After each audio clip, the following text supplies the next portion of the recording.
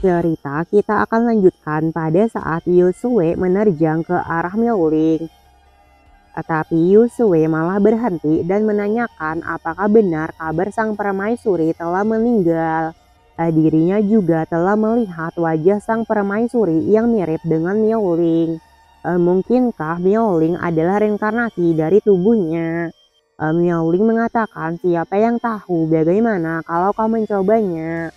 Yusue mengatakan bahwa dirinya percaya kabar itu benar. Yusue bersiap menyerang Myeoling dengan mengeluarkan tentakelnya. Ini mirip seperti anime Tokyo Ghoul. Dikarenakan Yusue mengetahui bahwa kekuatan kekaisaran milik Myeoling telah menghilang. Jadi Yusue pun menyerang ke arah Myeoling tanpa berpikir panjang. Myeoling berhasil menghindari serangan Yusue. Myeoling segera mengeluarkan pedang Kaisar Es. Setelah Myeoling mendapatkan pedangnya, pertarungan di antara mereka berdua menjadi sengit. Dapat terlihat ledakan di setiap tempat. Walaupun pertarungan mereka berdua sangatlah sengit, tapi Myeoling tidak mendapatkan luka sedikit pun. Mereka juga bertarung di atas langit. Setiap serangan Yusue berhasil Myeoling blokir dengan pedangnya. Yusue sangat senang melihat Myeoling berhasil menahan semua serangannya. Yang lebih mengejutkan lagi adalah Myeoling memiliki senjata kaisar. Yusue merasa hari ini benar-benar hari keberuntungannya. Karena setelah mendapatkan tubuh yang luar biasa berbakat, dirinya juga bisa mendapatkan senjata kaisar tak tertandingi. Yusue terus saja menyerang Myeoling tanpa henti. Myeoling sekuat tenaga menahan serangan Yusue dengan terus menebas semua tentakelnya. Myeoling mengatakan jangan bercanda. Aturan dalam tempat terlarang ini membatasi kekuatan semua orang asing. Para kultivator yang melebihi tingkat nirvana yang ingin masuk harus melakukan penyegelan diri dan tidak terkecuali Yusue. Terlihat Myeoling terus saja memberikan beberapa serangan ke arah Yusue. Dengan tersenyum, Yusue mengatakan apa Myeoling katakan memanglah benar. Tapi setiap aturan pasti memiliki celah. Termasuk tempat alam terlarang ini. Dapat terlihat asap hitam mulai keluar dari leher Yusue.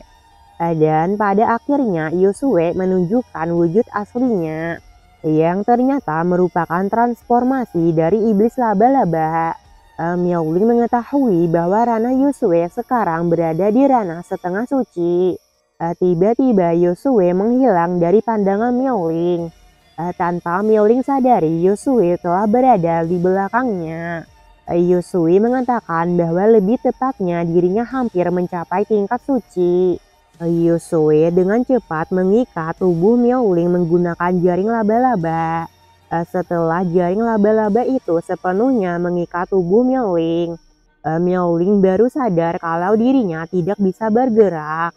Yusue menanyakan apakah Myeoling tahu mengapa dirinya bisa mendapatkan kekuatan melebihi tingkat nirvana yang bisa digunakan di dalam tempat terlarang ini. Tapi dirinya juga harus menelan begitu banyak kepahitan.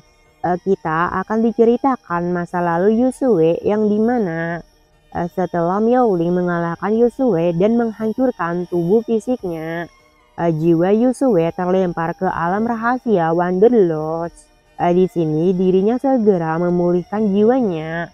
Pada saat jiwanya hampir pulih, tanpa diduga ada iblis laba-laba yang ingin memakan jiwanya. Yusue berpikir apakah dirinya akan mati di sini. Tapi Yusue juga berpikir bahwa dirinya harus membalaskan dendamnya. Jadi dirinya harus mengalahkan iblis laba-laba. Yusue sekuat tenaga melawan iblis laba-laba itu. Dan pada akhirnya Yusue berhasil mengalahkan iblis laba-laba, lalu menyerap energi spiritualnya. Walaupun iblis laba-laba itu hanya binatang setengah suci, Tapi itu sudah cukup untuk membunuh Miaoling. Meskipun kekuatan dibatasi oleh tempat terlarang ini, itu bukan masalah karena dirinya bisa menggunakan transformasi menjadi iblis laba-laba yang berada di tingkat setengah suci. Terlihat Yusue tertawa terbahak-bahak karena semua rencananya berjalan dengan mulus. Tanpa Yusui sadari, Miaoling menyentuh sebuah token dan meminta agar masternya muncul untuk menyelamatkannya. Kita akan berpindah ke pasar. Terlihat banyak orang-orang belanja di sana. Di sana juga ada Qintian yang teringat bersama Miaoling. Beberapa hari yang lalu, pada malam hari, Miaoling dan Qintian sedang duduk di atas atap. Qintian mengatakan tinggal 3 hari sebelum tempat terlarang dibuka. Jadi dirinya akan memberikan token ini. Jika Miaoling berada dalam bahaya di tempat terlarang, maka aktifkan perintah waktu. Qintian meminta menyimpan benda itu di dekat Miaoling. Miaoling menanyakan mengapa harus menyimpan di dekatnya. Qintian menjelaskan bahwa ketika saatnya tiba, dirinya akan muncul dari token dan membantu Miaoling. Miaolingnya mengerti lalu memasukkan token itu ke dalam dadanya. Miaoling meminta agar Qintian berhati-hati ketika muncul.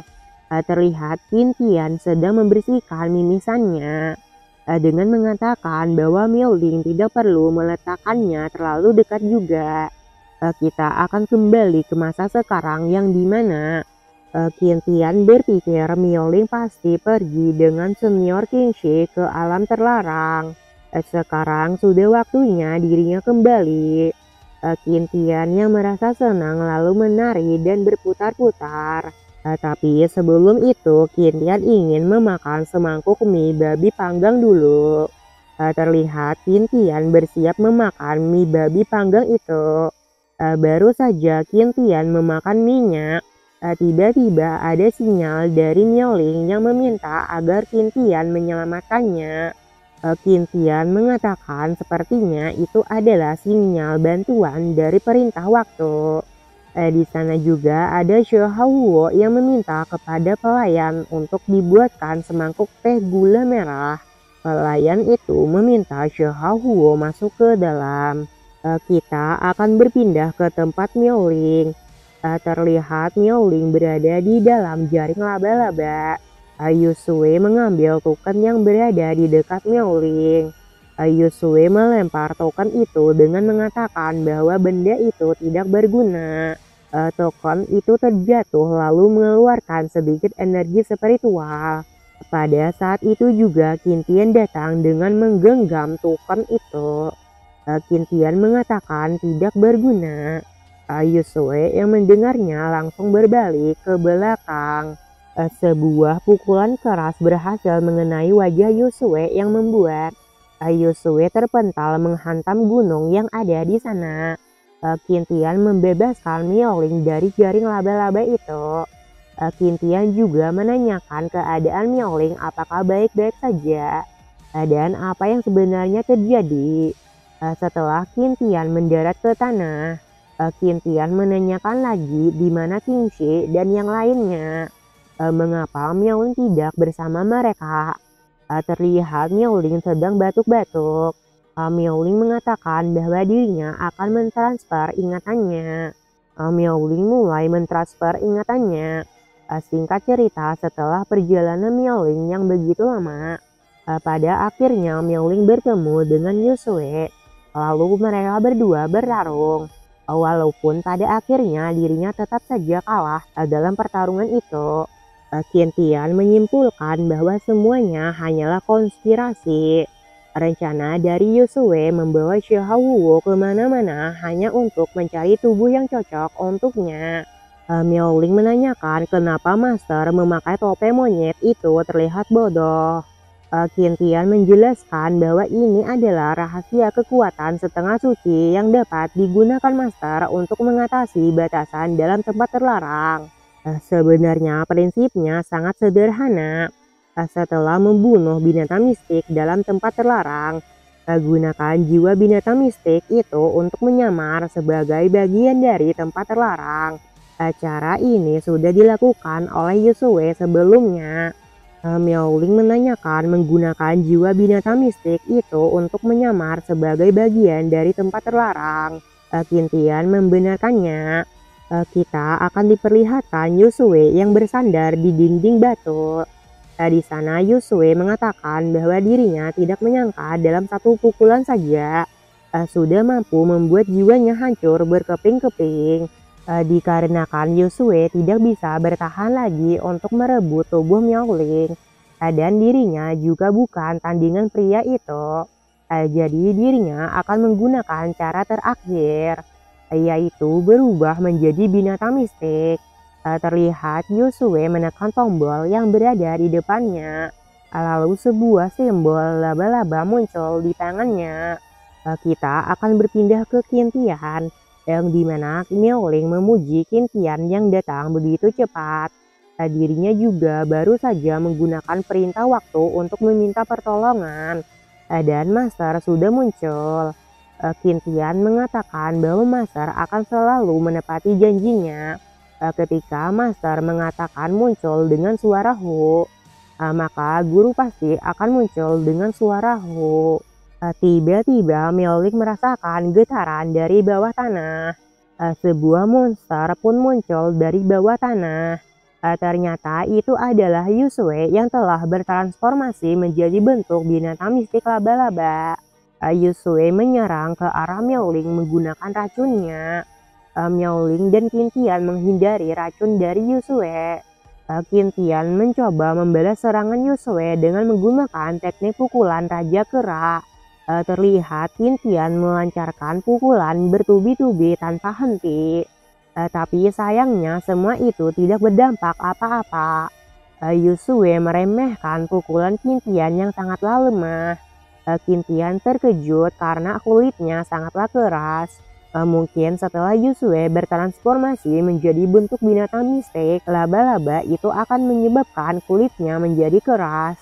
Yusue menyerang ke arah Qintian menggunakan gelombang suaranya. Qintian berusaha menahannya. Terlihat Qintian terpantal ke belakang beberapa langkah. Qintian terus saja menghindari semua serangan yang dilancarkan oleh Yusue. Pada saat Qintian berusaha menghindari tentakel itu, tapi dapat terlihat baju Qintian yang meleleh terkena tentakel itu. Qintian mencoba menambahkan kecepatannya dengan menggunakan sedikit energi spiritual. Semua itu Qintian lakukan hanya untuk menghindari tentakelnya karena memiliki banyak racun. Miaoling meminta agar Qintian lebih berhati-hati lagi. Tiba-tiba Qintian terkejut karena ada sebuah jaring laba-laba yang tepat berada di belakangnya. Alhasil Qintian terkena jaring laba-laba. Terlihat jaring laba-laba itu mulai membungkusnya. Dan pada akhirnya Qintian tersegel ke dalam jaring laba-laba itu. Yusue yang melihat tertawa karena berhasil menangkap Qintian. Miaoling yang melihat masternya terikat dalam jaring laba-laba itu. Miaoling bingung apa yang harus dilakukan. Miaoling mencoba berpikir cara untuk membebaskan masternya. Tapi semua itu percuma saja. Dikarenakan dirinya tidak bisa berbuat apa-apa. Yusue tertawa terbahak-bahak karena dirinya berhasil menang. Dan selanjutnya adalah giliran Miaoling. Terlihat Yusue menjadi mengerikan dengan bentuk binatang mistik laba-labanya. Tapi tanpa diduga Qintian berhasil menebas kepompong yang mengikatnya. Beberapa tebasan pedang Qintian lancarkan, yang membuat Qintian berhasil keluar dari perangkap jaring laba-laba itu. Qintian mengatakan bahwa dirinya lupa masih memiliki pedang Kaisar Es. Yusue yang melihatnya terkejut karena tidak percaya bagaimana mungkin itu bisa terjadi. Qintian bersiap menyerang Yusue menggunakan beberapa segel. Segel yang pertama, segel tangan, segel matahari dan bulan. Qintian menerjang ke arah Yusue dengan terus membacakan segelnya. Segel yang kedua, segel tubuh. segel berlian tunggal. Dan yang terakhir segel hati, segel labu. Setelah tiga segel kintian bacakan, kintian menggabungkannya menjadi satu. Terlihat aura energi spiritual menyelimuti tubuh kintian. Yusue mencoba menghentikan kintian dengan membangun dinding pelindung menggunakan tentakelnya. Tapi semua itu percuma saja dikarenakan kintian berhasil menembusnya. Bahkan kintian juga menebas tubuh Yosue. Terlihat Yosue yang terkena tebasan pedang kintian mengatakan bahwa dirinya tidak percaya dengan semua ini. Terlihat kintian yang berhasil menebas semua tentakelnya tanpa mengalami kesulitan. Kintian tersenyum dengan mengatakan Shining Lotus Flowers. Oke, terima kasih kepada kalian semua yang selalu setia menunggu Mimin update videonya. Kita akan bertemu lagi di part yang selanjutnya. Mohon maaf jika ada kesalahan dalam penyebutan kata atau kalimat. Dan bye-bye.